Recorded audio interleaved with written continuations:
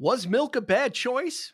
Stay with us to find out, and stay classy, San Diego, as we jump into the bear pit with Anchorman. Welcome, friends, to the 3324 podcast. Another movie episode coming your way. This is the 24, Eric. I've been getting a lot of questions, and we've been getting questions on our Facebook group about the origin of the name.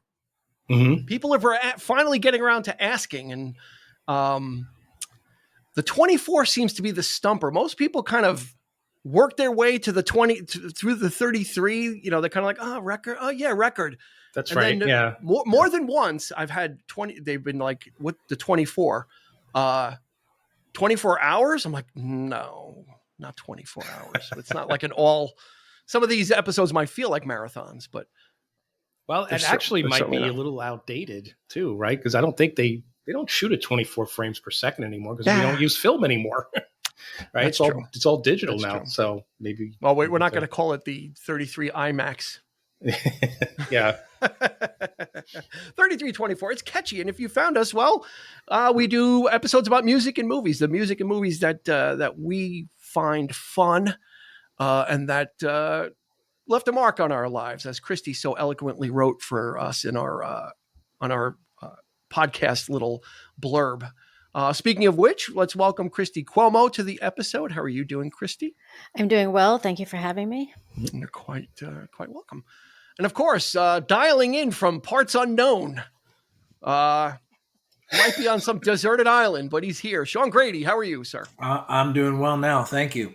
Now that I'm with you fine people. Glad to have you. Sean is a part of the Drama from the Past endeavor, which does short 1 or 2 act plays about the Revolutionary War era, especially in the New York State area. So you can go check that out. We'll drop a link into the show notes for Drama from the Past on Facebook, and there's a lot of great stuff going on there. So welcome Christy, welcome Sean, and of course Eric. Yes. How are you doing, sir? I'm doing well. We just saw each other in person. We had a meetup. So we had a bunch of us were in a room all together. Yeah, it was great. It was a great time, blast. It was great to see some a lot of fun, familiar faces. So yeah. We'll glad to know you better, Sean. Yeah, no, it's great. In the flesh.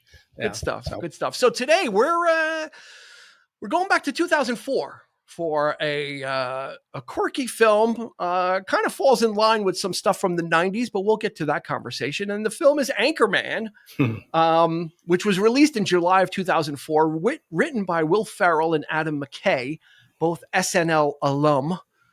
Directed by Adam McKay. This was his first feature film, actually. $26 million budget, $90 million box office. So, unqualified hit for a comedy, especially in 2004. Especially this kind of humor. So we'll get into that too. Let's roll through the cast, though. I think we'll do that. We'll kind of do the statistical stuff in order this go around. Will Ferrell is Mr. I'm Ron Burgundy. He's an anchorman for a small news station in San Diego called KVWN. Christina Applegate as Veronica Corningstone. And you've got Paul Rudd as Brian Fantana, purveyor of Sex Panther cologne. Steve Carell as Brick Tamlin, the weatherman. Dave Keckner as Champ Kind.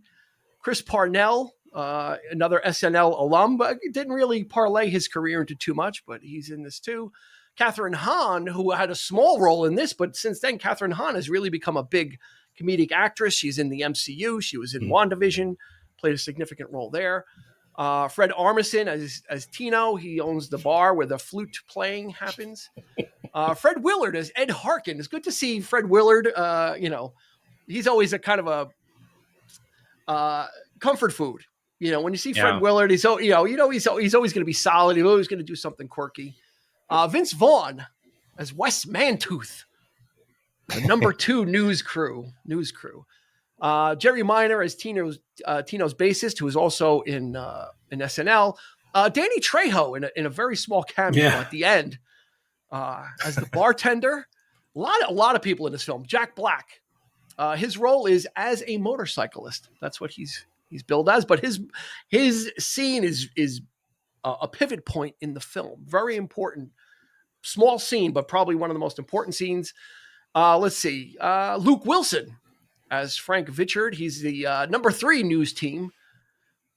Tim Robbins in a cameo. We'll leave that for a little later. Ben Stiller in another cameo. Seth Rogen in a very early role as Scotty, the cameraman. He was probably coming off of Freaks and Geeks at this point. Yeah, he was a kid. I didn't realize he was in the movie until I rewatched it. I'm like, oh my God, it's Seth Rogen. Yeah. That's my Seth Rogen. That was really good. No, it's not really good. It was really good. It's a really good Dean impression. I enjoyed. For Dean. me, it's like a 7. For a real impression, it's probably like a 2. But in my little microcosm, it was like a 7. But I'll get better at it anyway. Minus 7. And Bill Curtis is the narrator, and Bill Curtis has that voice. Yeah, if you've ever listened to NPR, there's a quiz show called Wait, Don't Tell Me. It's on every Sunday. Yeah. They do it live from Chicago usually. But Bill Curtis has narrated a whole bunch of, like, go on any cable channel, and he does some of those documentaries. He was a newscaster. He's got one of the he's probably the most familiar kind of broadcaster behind the In a World guy that used to do the trailers, like In a World. Bill Curtis has a very recognizable voice, and he narrates. He takes us through this journey. So. Let's start. Sean, did you see this? When did you see this? When did you catch it? I saw this in the theater. Really? Yeah. I think I got free tickets. I don't know if it was like a preview kind of deal, or promotional kind of deal. And I saw it. Did it make sense? Was White Plains open then? The theater in White Plains, was it there? Sure. Yeah. It was in the early days. Not in the Galleria, but the City Center was. The City Center. The City Center was? Yeah, 2004. So it was a City Center. One of the early days of the City Center. It was pretty packed house. I remember it very well. I remember really enjoying it. Saw it with a buddy of mine from the neighborhood. We share a lot of the same sense of humor, so it was a good time. It was a good time. Yeah, this is definitely a specific type of film. Eric, what about you? Yeah, I saw it Tampa. Really? Saw it in the theater too? I did. Wow. I did. With a bunch of the Best Buy crew, because we were all big fans of Will Ferrell. Uh-huh. The SNL, the best of SNL tape, when that came out on VHS, we couldn't stop talking about that. We would just, every day we were like, doing the impressions, and it's just, this one guy in particular was in love with the guy. I mean, so we all saw it together, and we had a blast. Yeah, it was really good. Christy? Yep. I don't remember. I don't think I saw it in the theater. Pretty sure I did not see it in the theater. That may be confirmed or not in a few seconds. Yeah, but... no, I could tell you I didn't see it in the theater. Okay, I did not see it in the theater. and I could tell you I saw the end first. I remember I was it was late at night, and I was falling asleep on the couch or whatever, and kind of going through the channels. And the very end was on the bear scene, which we'll get to. We're not going to talk about it now, but we'll get to the bear scene was the only thing I saw from this film. And I was 2 a.m. I was hysterical laughing. Just at the bear scene. And I was like, I got to, so I totally missed the boat on it. But when I saw that, I'm like, this is the most peculiar, but brilliant and right up my alley type of scene. And then I went back and watched the rest, and which we'll get to now. So let's kind of talk about this film, because this kind of follows, when I was thinking about it, the blueprint that Adam Sandler set in the 90s, right? But Adam Sandler cashed in on the man-child, the socially unaware, or just kind of, doesn't speaks his mind when he shouldn't, or doesn't have a filter. Right. He did it with Billy Madison, Happy Gilmore, to a lesser extent with Wedding Singer, but all those other ones, Big Daddy, Little Nicky, all that kind of stuff, that kind of man-child thing. Will Ferrell, I would put forward, you tell me if anybody agrees or disagrees, but in the 2000s, he was he kind of picked up that mantle, because the 2 movies that he did before this in 2003 was Old School and Elf. Old School and Elf. Then he does this. Then he does stuff like Step Brothers, and he does stuff like Talladega Nights with those characters that are like not blissfully unaware, but don't have, are act very immature. Mm-hmm. Sean, would you say, is that a fair kind of segue from the 90s into the 2000s? That's interesting. Yeah, I that you made that connection. I would say so. I think, but both guys, I think, now have more range than they used to. But that's how they got into the movies. That's what we kind of think of them as, and they're definitely a lot more talented than being put in that category. But I would agree with that. That's a fair statement. He's got like a type. Like you said, you just listed all the movies that are kind of absurd with that type of character who's kind of unaware and just no filter, but likable, lovable even. I would agree. Mm-hmm. Yeah. He was, every generation of SNL always had the big star, right? Will Ferrell, this was his time. And when he broke into the movies, I actually love the fact that he didn't pull any of his characters from SNL into movies, because sometimes they work, sometimes they don't.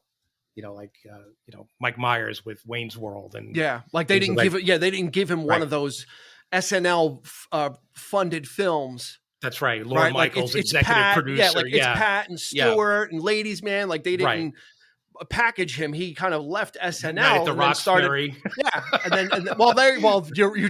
You just made the case that actually he did get one. Well, he did, yeah. He got Night at the Roxbury. That's true. But he broke away from that, though. It didn't do well, so he was able to kind of separate himself from that. And connecting with Adam McKay, who worked on SNL, they kind of started developing stuff together.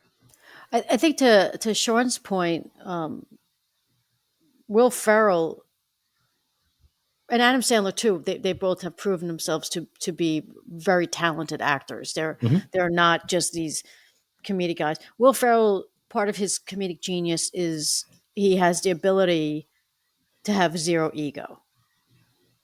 So he doesn't care if he's running around in old school or in this half naked, and he doesn't care what he looks like. Very little shame. Yeah. He has, but that's, you need to have zero ego if you're going to be a good comedic actor, and that's why he's brilliant at it. And I would say if you've never seen the movie Stranger Than Fiction with Will Ferrell, that's when the first time I saw that was actually when I was like, oh, this guy can act. Yeah, like it's a film worth checking out if you haven't seen it. But I agree with Sean that I think they do kind of follow Adam Sandler's, which I never thought of either, the way you put it, Dean. But I just, they're both so much better than those. I think it's a way just to get in, right? I mean, you start your career that way, and Adam Sandler did it, and he was known for the goof. Mm-hmm. And then he did a movie called Punch Drunk Love, and everybody looked at him differently. It was all of a sudden like, that goof is a shtick, but it's not. He's doing that on purpose. It's not because it's the only thing he can do. And Will Ferrell did the same thing. Stranger Than Fiction, Everything Must Go. He started to once you kind of become a bankable star, that's when you have the ability to start making those pivots and start kind of doing some of those smaller films to get kind of like your street cred. Adam McKay and Will Ferrell were actually working on a movie before this called August Blowout, which was basically their tagline was Glengarry Glen Ross in an auto sales dealership.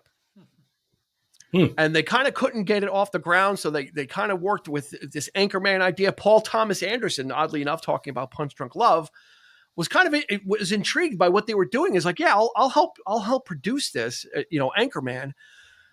But the version of Anchorman that Paul Thomas Anderson saw made him back away from it. He's like, I'm going to pass. It had like dancing sharks in it. Had all kinds of crazy stuff, and it was so like Paul Thomas Anderson was like, this is so far out there that I'm going to kind of move away from it. And then after, when he saw like what they finally came up with, he was sad that he did. But so the genesis for Anchorman, and of course we need to talk about alternate casting.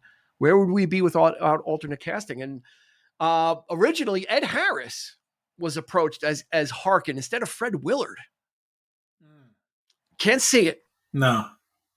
You need, Fred Willard has that deadpan, like when he's talking about his son, like, German porn. You never saw German porn? And the woman's like, What? Oh, well, I was just broadly speaking. Like only Fred Willard can kind of get away with that kind of, Well, he's talking to a nun, keep in mind. Mm-hmm. And then it's like, oh, he shot it. Then, oh, my son shot a bow and arrow into a crowd of people. It's like kind of very matter of. Yeah, he took something called acid. And he's shooting a bow and arrow. And yeah. He's like, I have to go pick him up, So like, I don't know if Ed Harris had it for it. This one, I don't know. I'm going to say this is a hard no. James Spader as Brick Tamlin. No. What? No. He can't. No. I can't see it. I cannot see. I love Spader. I'd love to see him try, but I don't know. Maybe the Vince Vaughn role, maybe one of the other news guys. He would have been good there, but I can't see him as Brick. That's just too. No.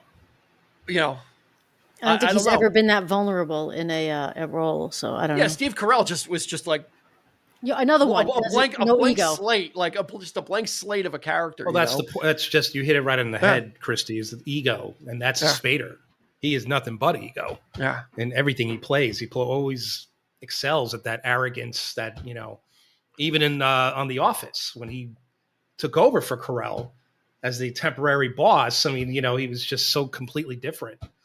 So it's kind of ironic that they even thought about him. Yeah, he's enjoyable. In 2004, he was doing like Boston Legal or whatever, or The Practice, whatever he was doing. So he was kind of in a serious.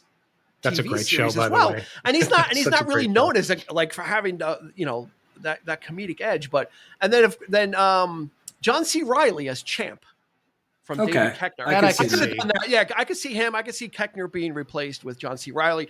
Yeah. Will Ferrell liked his table read so much that he kept him in mind, and he cast him for Talladega Nights. You know why John C. Reilly didn't do it? And then of course Step Brothers as well. You know why he didn't do it though, right? No, why? Because of The Aviator, and I don't know why, but it's rumored that he regretted his decision not being an Anchorman. Really? I can't imagine that it was because he was an Aviator though, because it's a really good movie. Mm-hmm. I was gonna try a John C. Reilly impression, but now I'm afraid. Please don't. No, come on, let's hear it. You can't tease us like that. Only if you're gonna sing the song he sings in Chicago. Mr. Cellophane? Great song, great performance. And then for the female leads, there was Amy Adams was a front runner. That works. Leslie Mann, who's in that crew, and Maggie Gyllenhaal for Veronica Corning. I think any of those works. I think any of those work actually. Yeah. Although I think Christina Applegate did a phenomenal job. Yes. I think Amy Adams would have been a nice foil because that you could put a quote unquote serious actress into that role, because they're a little bit more that character's a little more fleshed out, a little more real life, that she can play it straight and then kind of go lean into the comedy, whereas all the male roles are nowhere near being anything realistic. And I think that I wrote that down, Eric. Let me ask you this question. Wait. What? There are thousands of men I should be with instead, but I'm 72% positive. I'm in love with you. And just like 60% of the women, just like Sex Panther works on 60% of the women all the time. I wish I could do that impression. Smells like Bigfoot's dick. When the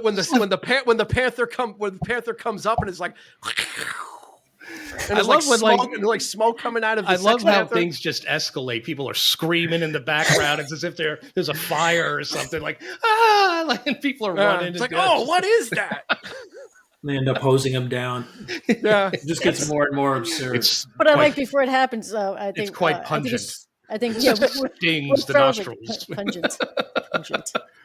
They're all like. I'm not gonna lie. That smells like pure gasoline. Yeah. Illegal. It's illegal in 9 countries. Oh man. That's the thing is I wrote this down and okay. So and we talked about the man-child thing. We kind of touched on this. Do these films get away with more sensitive material due to the characters being lacking self-awareness that it's obviously parody, right? This is a totally, sexist movie, meaning that women are it was a time in the 70s, harkening back to that, that, women were objects. They weren't taken seriously. And this movie leans into that. Women, 1/3 the brain size. It's a scientific fact, and, is it because these it's characters Anchorman, are such, not Anchor Woman? Exactly. Is it because they're such buffoons that I think it totally overleans into the satire? I think so. That is so absurd. It's not like, but that being said, there's no way a movie like this could be made today. Well, they made Anchorman 2 in but 2013, I think. Okay. Yeah, I don't think it wouldn't even be attempted today. It's just. But isn't that a little sad? Because it is. I think it is. Because if you, and I agree with you, and I agree with Dean, like you can make a movie like this because it's a parody, and if you have any level of intelligence, you understand that they're making fun of these things. Like that's right. But they're bringing them to the surface. So in a way, if movies like this don't get made, like, is that a bad thing that we're shying away from pointing out how absurd some of these behaviors are? If we do it in a way like this, where it's not being done in a cruel way. No, the guys are buffoons. They're idiots. Yeah, they're morons. And they're morons. This is the head of the network. You're being transferred to Russia. We're giving you a promotion. You might want to bring a coat. You should leave now. They'll pick you up tomorrow in a truck. There'll be a truck outside. Tell her she needs a coat. Tell her to bring a coat. You might need a coat. It's like, this is your doctor. You don't know it, but you're pregnant. You saw me last week, but you don't remember. But it's interesting that it speaks to the times when they said it in the 70s. So. Yeah. This was going on. Is this Sean? Is this a Napoleon Dynamite thing, where it doesn't specifically say it's set in the 70s, right? But it obviously is. It feels like it, but the people around are kind of regular kind of people. It's almost set in a regular universe, except for these people. I get that. I mean, there's no cell phones. He goes to the payphone, but I always got that it was like late 70s, early 80s, like kind of bridging between the 70s and the 80s. That's my take on. But they don't really specifically say, but they do allude to, like, this was a time when men dominated the airwaves and Anchorman. Yeah. So I guess that it is time specific without saying exactly when. And the music, I think the music also helps. I agree with Sean. Yeah, the music is great. It was in the 70s. The music is great. I have the soundtrack. I love it. Yeah, when we talked about the original cut or the original thing with the dancing sharks, there was also a subplot about the bunch of robberies that were taking place, and that was like the crux of the story, is trying to figure out the robberies. And this was in the film, and they screened the film, and it didn't do well at all. People just didn't pick up on it, so they pulled the print back and they reconfigured. They took out the robberies, and instead they put in the panda.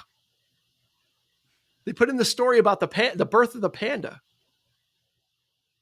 Oh, how innocent! Christy. Bad, you speak. Well, only because you said about screening with audiences. You know about one major thing that they screened with audiences that did not do well at all. What was that? Adam McKay. I heard him. He was on I forgot which podcast he was on. It wasn't this one, and Baxter dies. And don't say that. Did not do well at all. And he was like, the woman said to them, she's like, you can't kill a dog. You can't. Especially not that dog.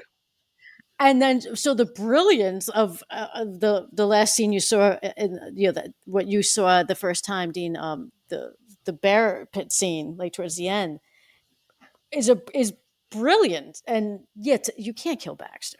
They also fixed that when after Ron gets fired, and then he gets rehired, and he has the shell, and he calls everybody, and that's when Baxter comes out of the water. He's like, "I'm coming, Ron." Like, he's been in the water for weeks at that point. Like where was he? Because he comes out. All it took was the conch.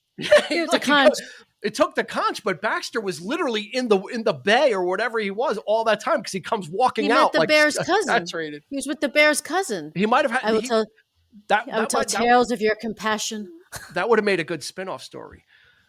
That origin story, just the story of Baxter, because he understands Spanish in the beginning, or he speaks Spanish. Baxter, he speaks Spanish. He's like, Baxter, I don't understand. You're speaking Spanish. Speak English to me. You know I don't understand Spanish. And again, I mean, the guy, he walks in. If you've seen the film, you expect it now. But the first time, he's having a conversation with his dog, and then his dog's talking Spanish. There's no subtitles. We have no idea what It's hysterical. It's absolutely hysterical. And then they go to sleep with their pajamas on. I mean, it's that kind of stuff. You put a dog in a film, it's like mouthpiece. Yeah, the retainers. You got me there. You just got me there.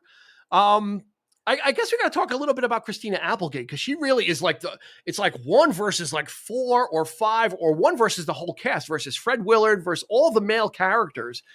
She's like swimming upstream, and she kind of represents that. At the time, that modern woman, or the career woman in a profession where that wasn't really a thing. It's like, women were reporters, and they kind of lean into that, like the cat story and the 103-year-old woman's meatloaf recipe, and all those things. So, she was obviously big from like Married with Children. So it was nice to kind of see her kind of get out of that and kind of come into this. And I think she did a great job, because she kind of was able to go toe to toe with like all these goofy, brutish, sexist guys. All of them want to take a right. They all wanted to take a crack at her, right? They're all like, as always, the one woman in every great movie with this macho kind of thing happening, or lack thereof, or whatever. She's the smartest person in the room. She's the adult in the room. She's always putting them in their place. Like the whole, dare I say it, but the Tits McGee thing, that didn't land at all. I thought that was fantastic. And she's like, Tits McGee is off. Totally foiled him. And then he's like, I'm Tits, Ron Burgundy. Because he's such a buffoon. Like, he's, No, he's like, I'm Ron Burgundy? Would they put a question mark at the Yeah. Don't you know Ron will read anything that's on the teleprompter? We'll put the question mark there. Go fuck yourself, San Diego. So they kind of put that little nugget in there, and it paid off much later, which was I don't know how many takes that took, because he just this movie seems like there was a lot of improv. There was a lot matter of fact. He was just so seamless and so like the whole cast was good at improv. That there was a ton of improv in this. Yeah. And Dean, they did go off the rails a little bit. I think he's just doing nothing but just going on and on and on. This stuff is not. There's no way. There's nobody wrote this down. Great Odin's beard. Yeah, This movie follows a theme with a lot of films we do, which Eric just touched on. Is again one strong female lead for the most part, up against and holding her own up against all these guys. Yeah, like in the plot itself, but also as an actress. Like just she does a really good job. Yeah, of being the smartest one in and the literally room, but her humor. And literally fending them off. She's got the chops too. She's got that little bit of a. Yeah, she's got the. Every now and again, she gets a little bit, slightly on the the cutesy side or the goofy side. She makes the faces, or it's just enough there to say, hey, I have a sense of humor about all this. So it's great, really good. So, yeah, like the phone call, like the crank phone call scene, because she knows it's them, and she's kind of like so which I love, because it's like they show it that they're one in the next room. They're like they're in the next room, and then they cut to another scene where it's like the next day, and she's in a different outfit. Then they go back to that scene where it's obvious that they kept going with that. Yeah, they probably just used alternate take. Yeah, she's wearing everybody's wearing the same outfits again. So yeah, they're probably like, all this was gold. We'll just cut it in each time. Yeah, but that's what you get when you've got these. When you trust the and Sean, you could probably talk to improving a little bit. Is when you kind of trust the source material, you're able to kind of then start to color outside the lines a little bit. And you can tell that's what a lot of this was, is here's the framework. Here's where we want to end up. Let's put our feet on the road and start going there. Yeah, I think they had a lot of trust in the actors to play. If you watch the end and you see the outtakes and just trying to see what lands, and just like boom, boom, whatever, what comes to mind. It's hysterical. It's it leaves you wanting more of that at the end. And then when they break, it's awesome. I love seeing it because those are like real moments, and you could see like the gold. Yeah, you just kind of like let the camera roll and just go. Yeah, just go. Well, the Smokey and the Bandit outtake, I thought was they kind of randomly threw that in. Like he's the king. Burt Reynolds is like the king of that. Like Cannonball Run was just basically one. And big it's not outtake. Even the first one either. It's the second one. With the elephant, which was horrible. Like why that one? Maybe that was the only one they could get. But I guess probably because of all the SNL experience that was on set, it just made it easy to. The Office. I'm sure there's a hell of a lot of improv there with Steve Carell. Yeah. So all these people are coming from that type of atmosphere. So you put them all in a room. Keckner was on SNL, and Paul Rudd is just Paul Rudd. He's Paul Rudd. He can do no wrong, pretty much. Yeah. He's everywhere. Carell just looks like he's having a ball. When he's like laughing throughout the whole thing. I wonder if I think that laugh is just absolutely genuine, because it's just the absurdity of the character, of what's going on in every in all these situations. And I think he's just letting loose. And I think he kept a lot of that. I killed a guy with a trident. Like Brick. I think there was a guy on fire, and there was Brick. I think you need to go away for a while. I think you need to find a safe house. Because you're wanted for murder. You guys kept your head on a swivel. I gave up. I started writing down quotes, and I was like, "There's no way I could keep." You can't. Up. Yeah, it's just too much. Yeah, kept your heads when there's a cockfight. And the delivery of Farrell, those little deadpan, like, he was inspired. I wanted to shout it from a mountain, but I didn't have a mountain, so I had a newsroom. I had a camera. What about when they so dramatic, They're like something about they need to hire a woman for diversity, and Farrow's like, what does he say? It's an old boat. Diversity. I think it's an old ship. Keckner's like, what's diversity? Fred Willard's like, I'm pretty sure it's not an old ship. There's actually quite a few references to the sea and pirates and this. I think he calls her you are from Whore Island. Pirate from Whore Island. He calls her a pirate hooker, I think, right? Scorpion woman. Yeah. Oh man, it's just too much. And then you have Vince Vaughn in there too, like kind of. What happened to Vince Vaughn? Unexpected. What happened to Vince Vaughn? Where's he? Where's he been? Hopefully I haven't seen him in anything. Ooh. He's done a lot of like B movies relatively recently. Taking his time. I see clickbait articles like, "This is why Hollywood cast Vince Vaughn out." Like nobody wants to work with him or something. I don't read those things. Movies are different. He's got to find a good. Didn't he do like the second season of True Detective? Yeah, he might have. Wasn't that with him? Or third season, I think. Third season, yeah. So he's been around, but yeah, but he was around that time. Like around this time, this is all he was doing. He was doing Wedding Crashers and doing like this was his bread and butter stuff. So to see him in this is just it's always like I'm sad that he leaned really far into this because he's actually a really good actor as well, like in regular stuff. So, but it was good to see him in this one as Rex Mantooth. You don't talk about my mother. She was a saint. But he's another improv master, too. I think a lot of the things, I think even in Jurassic Park 2, I think he did a lot of improv, like lines and just came up with stuff. And Spielberg's like, oh, that's great. Let's use that. So I think he's, Yeah, that's why that stuff works. In Wedding Crashers, he's insane with the improv. He's hysterical. Yeah, you can't write this stuff. And that's the beauty of these films, and that's the beauty of the stuff that like Christopher Guest does, right? With that troupe, the Spinal Tap and the For Your Consideration and Best in Show is, when you've got a crew like that, you can come in with a skeleton of the story and let these guys pick it up. Yeah, do 5, 6, 7 takes of stuff, and you'll get a lot of good stuff there. So that's the beauty of these types of movies is you can tell that they're some of this stuff is they're winging it, and they probably needed to cut right away because they probably start laughing right afterwards. Like some of the stuff, it's kind of like like the Afternoon Delight stuff, and oh my god, just all the different micro scenes that are in here. All right, let's talk about the news team battle.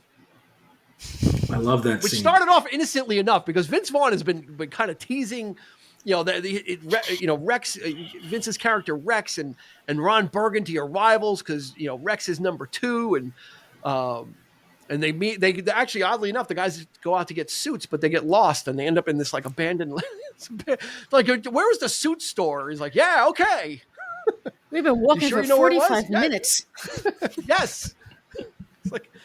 So they end up in like this commercial industrial district, and Rex's team kind of comes up on them, and they're gonna have a fight, right? So they pull out the knives, and all of a sudden, like the guys like pull out this like chain like out of his suit.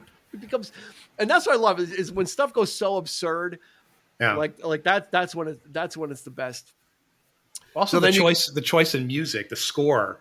Is interesting too. It's like little bit hints of West Side Story, and I think Jerry Goldsmith from Planet of the Apes. Oh, you definitely you had Planet of the Apes in there when the Nets traveled. It's actually, I think, based on the whole West Side Story fight. Yeah, it's based on. There's Planet of the Apes in there too because they start playing the score with when the Nets come out and the horses and they catch that Paul Rudd percussion and the tribal. So second you get Luke Wilson showing up as the number 3 Channel 2 News, the number 3. And then you have brilliantly out of nowhere, like this guy, like where did Tim Robbins? How did they get Tim Robbins to decide to do this? To be the public news guy with the pipe. He looks like a public access. We're suspending our pledge drive and thing for I actually have the answer to that. Do you know how they got him to do it? He agreed to do it because he got to keep his wig. Like he got minimal money, and there was another movie he did where he got to keep the wig, and he wears them on Halloween. Like, I guess he alternates. There you go. But he did it mainly for the wig. Which says a lot about Tim Robbins. He's a strange bird, Tim Robbins. Yeah, see, Sean, you're onto something. If we can get Tim Robbins on, we can let him keep something that he make him a wig in his house that he has in his house. So that's the 4th team, and then there will be a 5th one. All of a sudden, you hear the maracas, and Ben Stiller in casting that would not fly today. No. But I'm surprised it wasn't Armisen because Armisen's usually playing the. Yeah, well, they already Spanish had him dudes. as the flute guy. As Tino for the lounge, and he's the lead of the Hispanic news team. Mm-hmm. Beaches. He's got the whips like. It's just. I don't know. It's so absurd. It's just so absurd. That's why they get away with it because it is drawn so broadly and it's everything just keeps escalating from like Luke Wilson showing up to Tim Robbins to you don't know what's happening and then the fight starts and it's just like it's a guy walking on fire like randomly. Yeah. My favorite line. And he's not even running. He's just like. He's like staring. My favorite line from Will Ferrell is like, "Keep a tight perimeter." That's. I love that line. I don't know why, but it makes me laugh every time. Brick, is that a hand grenade? Actually, Sean, I think he doesn't say parameter. He says parameter. A parameter. Parameter. Yeah, which doesn't make any sense. Makes even less sense. Yeah, right. And then, like you said, like all the different movie scores come in, and it is absolutely Planet of the Apes when the horses come and they have the nets. The nets, yeah. And they catch Paul Rudd. That is right out of Planet of the Apes. That scene was taken right out of it. And then and then all of a sudden, Brick has a trident.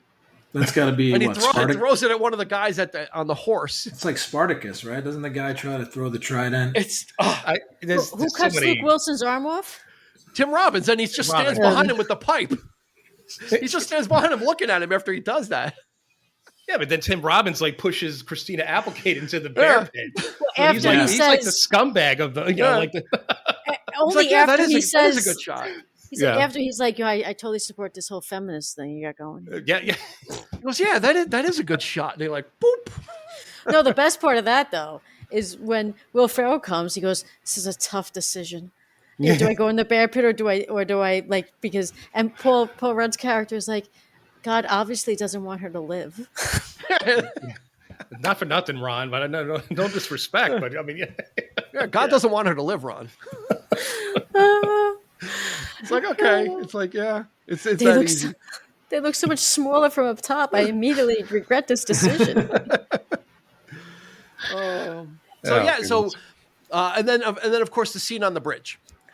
Another cameo. Jack Black is in it for literally probably a minute and a half, where Ron is just driving with Baxter and enjoying a nice burrito, and he's had enough, and he throws it out the window. It's Jack Black as a biker right in the face, and he spins out, and it's just, what do you love? Oh, I love poetry, and I love Baxter here. And a glass of scotch, and scotch.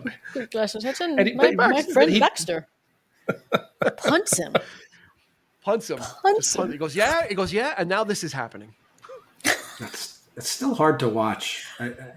Even though it's obviously a stuffed animal, but it's still like the fact that he took the dog and kicked it over. He didn't throw it over. He kicked it. Yeah, that's how I roll. He punted Baxter. It's the same stuffed animal from There's Something About Mary. Could have been.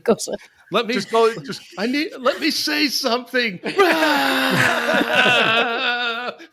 Is that what he's like? I'm a glass case of emotion. I'm in a glass case of emotion. Glass case of emotion.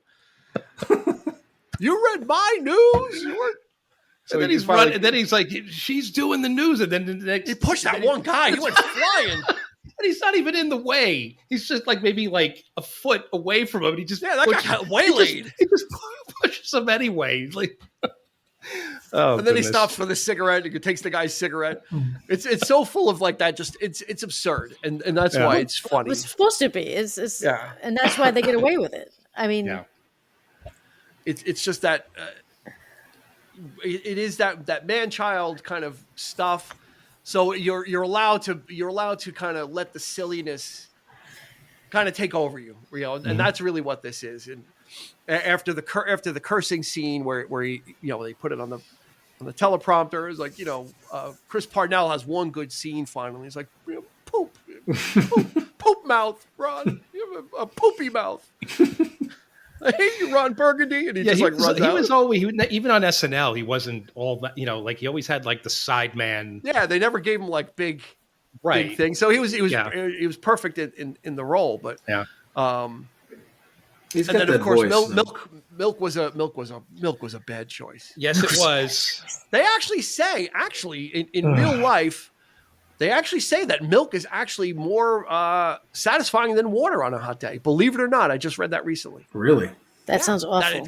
Milk actually quenches your thirst more. So milk probably was a good choice. You just not didn't realize it. That's not for me. I think I don't like watching people drink milk.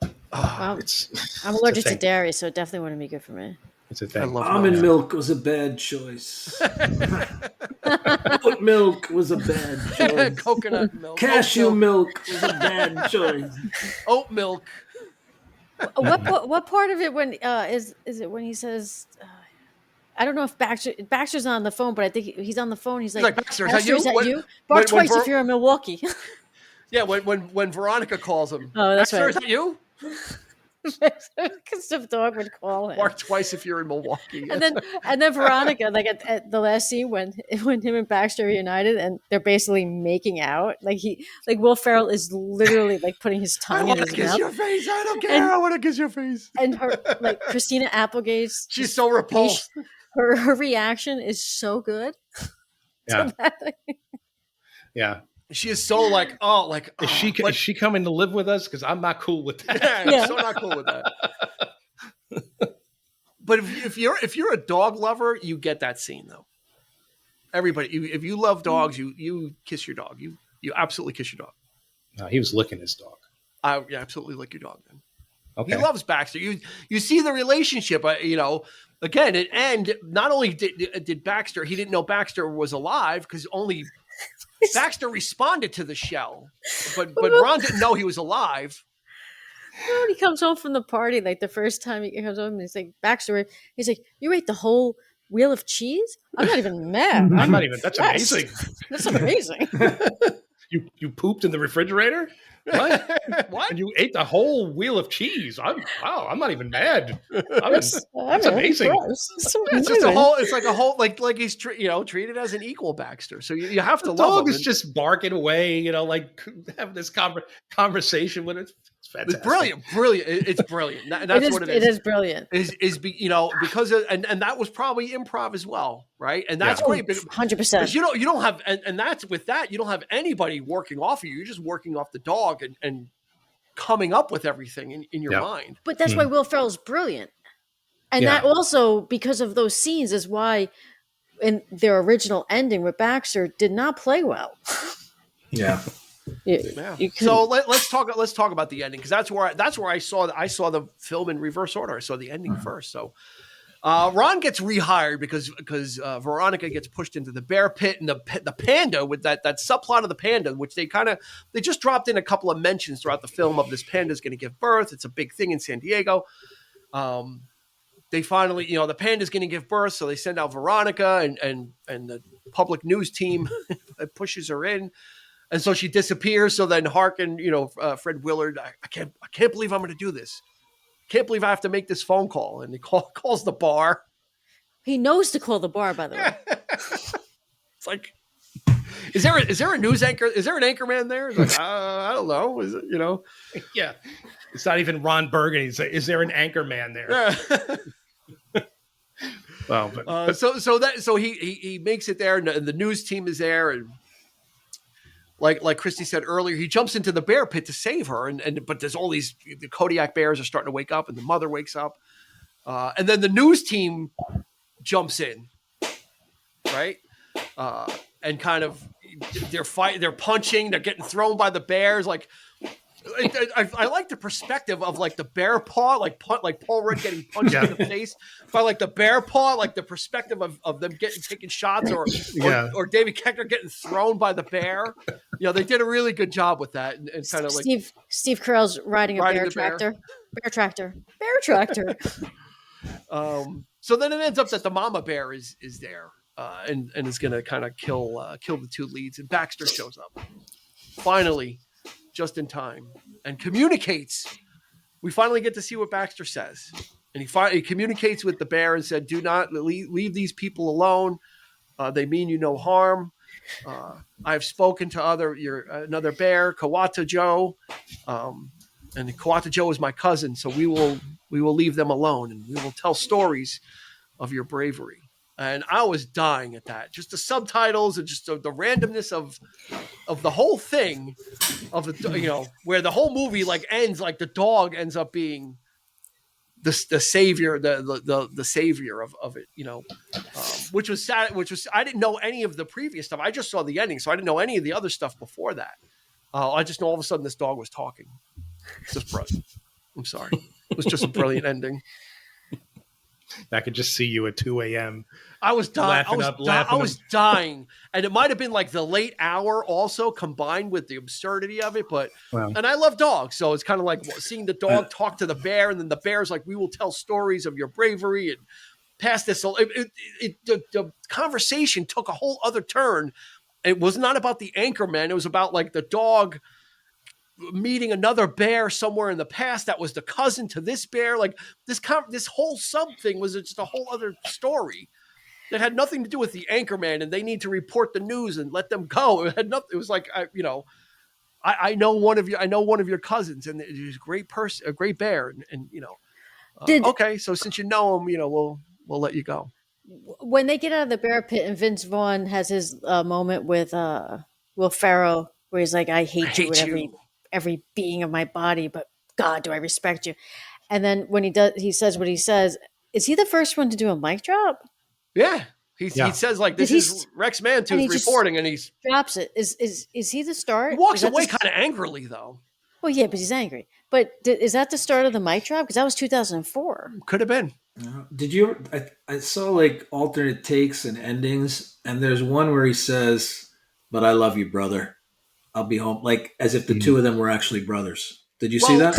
Well, no. Will Ferrell says it in the movie. He says, "Thank you, brother." Yeah. When he picks, when he comes up, he gives out his hand, and goes, "Thank you, brother." No, but I got that as like newscaster brother. Like we're both. Yeah. No, but there's. I have the DVD, and he says it too. Yeah.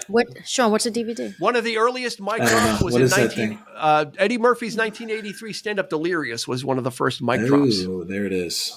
Sorry, Vince. Eddie Murphy predated by 20 years.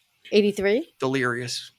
Oh, well. 40 years old now, Delirious. What? And this movie, and Anchorman is 20 next year. How could this movie be 20 years old next year? Especially when we're all like 20 years old. We're all still in our 20s. This does not feel like a 20-year-old movie. This feels like an 8-year-old movie. Yeah. Yeah. Right? It's because the guys are acting like 8-year-olds in it. Yeah, maybe, but it just doesn't feel that. This does not feel like Clueless, like from the '90s. Like Clueless feels like a movie of the 90s. Right. This does not feel like a 20-year-old movie. Which is amazing that they were able to make this so timeless when it's set in a very specific time period. Yeah. Mm-hmm. Although we are unsure if they would make this today, right?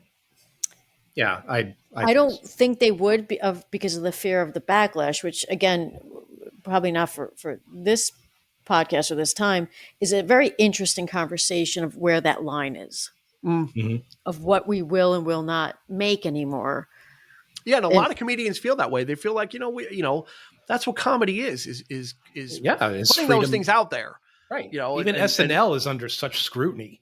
People always like, that skit was not appropriate. Of course, it's not. It never was. That's what SNL's all about. It's nothing but parody. Yeah, SCTV and Fridays, all those shows were about. Not to make a comparison. I'm not saying exactly like that, but All in the Family, right? Yeah. Archie Bunker was a racist and a bigot, but they made him like a buffoon in a way. Yeah, and artfully done. The ignorance of Sean, you're absolutely. It's absolutely a trope. I mean that dates back to Ralph Cramden, right? Mm-hmm. Bang zoom, you're going to get it, but he was always a victim of his own doing, and he always got his comeuppance at the end, and he always kind of learned his lesson. And Alice, you're the best, So yeah, we see that throughout. You can kind of trace that, and then to All in the Family, then to the Jeffersons, and. To all those other ones of these guys are so inappropriate or so wildly out of touch, but it's okay because we realize how it's not played seriously, and we know that it's like Archie Bunker. He doesn't his grammar is horrible. His pronunciations are horrible, and he gets his kind of comeuppance as well. So it's kind of that kind shows of circular. Like that back in the day were considered groundbreaking. This was whoa. It made people snap to attention watching this stuff. Yeah, because they tackled those subject matter. That's right. Norman Lear, and I know we'll get off of this, but for he's All still in the alive Family, too. Norman Lear. 100 plus. Norman Lear made All in the Family, and specifically in a comedic way and a buffoon way, to show that Archie Bunker would get his comeuppance, to educate people on these topics in a way that people could relate to in comedy. And that's where we kind of are in this delicate part of our society is,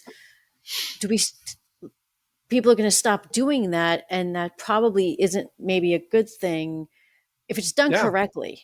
Mm-hmm. If it's done correctly and you can show these poor behaviors or these things in a comedic way to reach people and show them how much of a moron they look like, even if not everyone's going to view it that way, then that's not a bad thing. Yeah. And a lot of these performers or writers are afraid to kind of take that nowadays and go with it.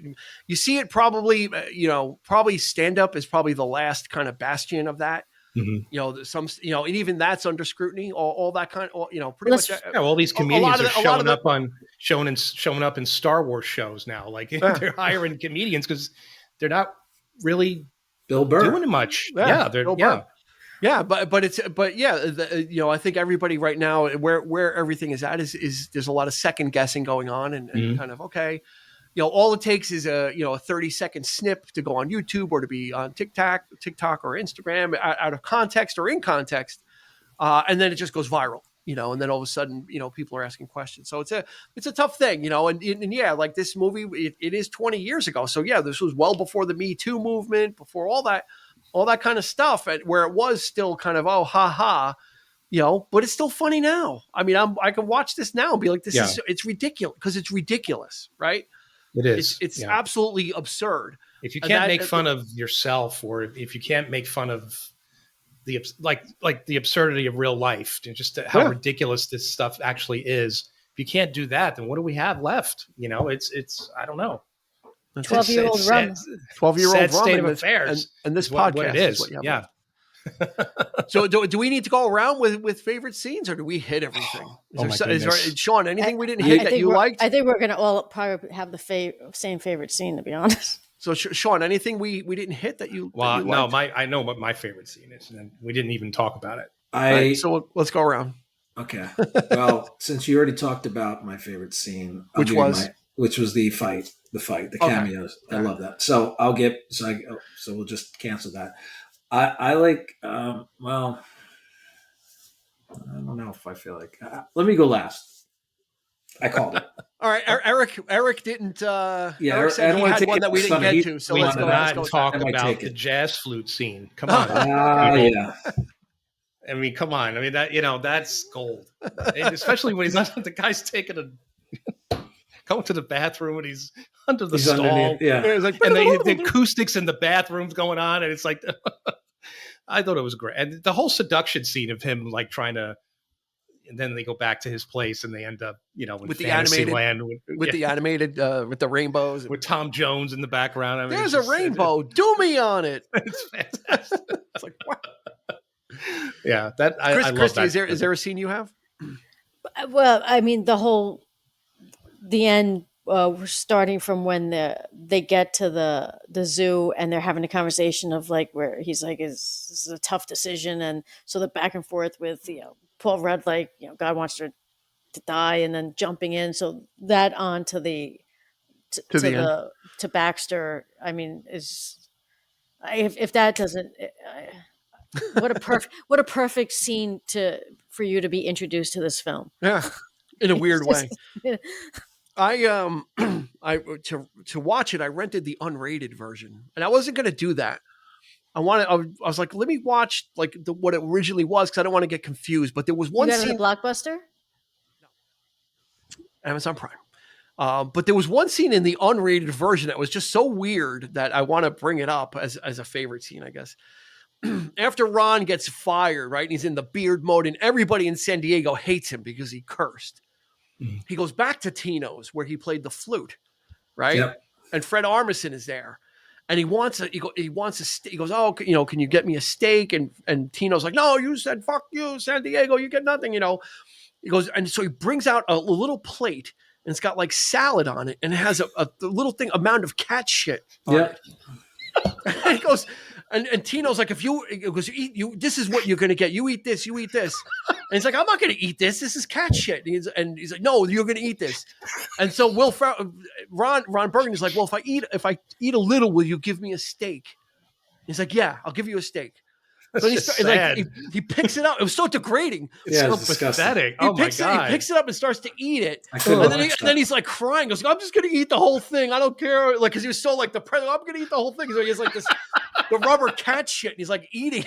It's like eating it. And Fred Armisen is just kind of like standing there watching us get this man a steak. Like it was so like, because he degraded himself like so much. I'm glad I didn't watch that version. Boy. It was sad, but it fit with everything else, but it was totally unnecessary to the story. And that's one of the reasons it was unrated, but it was like a piece of it was like cat shit on it. It was disgusting. With salad greens around it though, right? So it was like tomato on it, lettuce. And it's like what's in the middle? It's like a burger or something. It's like, oh, he goes, if I just eat a little cat shit. You eat that shit. If I just eat a little cat shit, will you give me a steak? He goes, yeah, I'll give you a steak. And then I'm just gonna eat the whole thing. I don't care. And he said, all right, Sean, we've stalled enough. We're up to you now. There's so many, but I'll do the one that Eric, you had mentioned it when he's in the phone booth and he's crying at Baxter and he says, let me just say, he just screams and he just keeps screaming. I love that. The blood curdling screams like, because he just goes for it. And he's such a big guy, Will Ferrell. Just to watch him act like a big child there, isn't there a line? The streets run red with Burgundy's blood. Yeah. Nobody talks about my city like that. Your ass is grass, Ron Burgundy. And I love the little girl too. You should be ashamed, Ron Burgundy. She just does it so well, She does. She's probably 4 years old, and she does it really well. Job. Yeah, I hopefully everybody has seen this film. If not, we sound like four lunatics raving about it and ranting about it. There's so many, like Eric said, there's so many lines. You just can't. Oh, yeah. You just can't. Yeah. Sean, let me ask you this. I'm not even sure. I'm going to go out on a limb. Did you see Step Brothers? Yes. Which Anchorman or Step Brothers? I'm more familiar with Anchorman, but Step Brothers is very good. So I would say Anchorman just because that one I've seen more. I would say, but if you ask me old school or Anchorman, I'm going old school. So. Okay. Anchorman or Step Brothers? You're my boy, Blue. Step Brothers is really funny. It is funny. Step Brothers is very funny. Really? I thought I did, but I've never seen it. Eric, it's the fucking Catalina wine mixer. The fucking Catalina wine mixer. You're gonna mess with my nut. I'll have to check it out. But yeah, Sean, let me ask you this: Wedding Crashers or Anchorman? What's funnier? These are unfair questions. I like Will by the Ferrell. way. I mean, Will Ferrell to me, like I can listen. Well, he's to him in read Wedding the phone, Crashers. I know, but he's got the cameo. It's a fun cameo.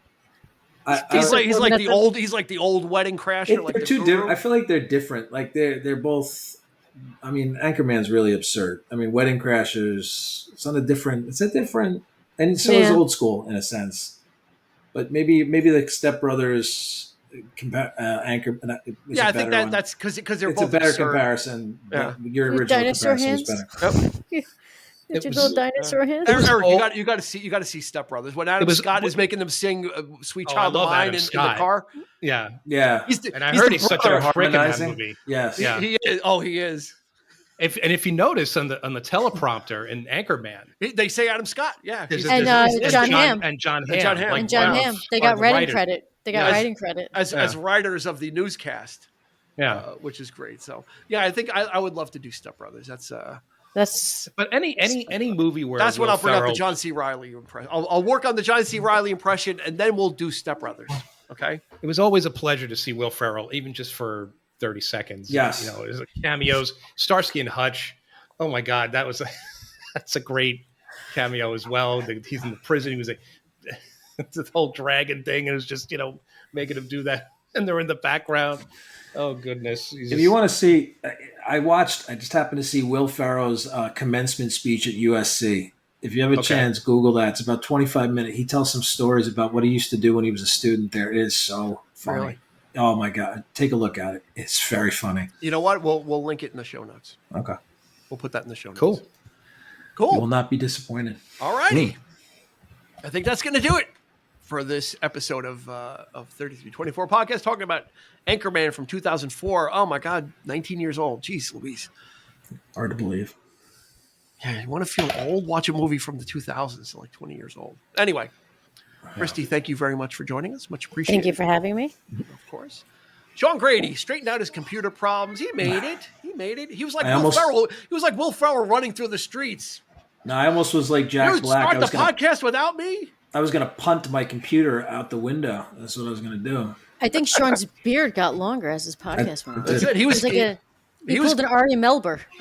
He was clean shaven when he started to turn his computer on. Yeah, and, that's true. This is how we got him.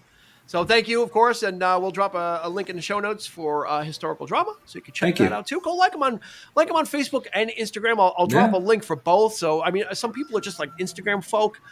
Some people are just Facebook folk, but Historical Drama, Drama from the Past, is on both of those platforms, so you can go check that out. So, what do you think, Eric? Put the ribbon on this one? Mm-hmm. We're done? Yeah, I think we said as much as we can say. Said as much as we can about it. Yeah. For Sean, for Christy, and for Eric, this is Dean saying, stay classy, Internet.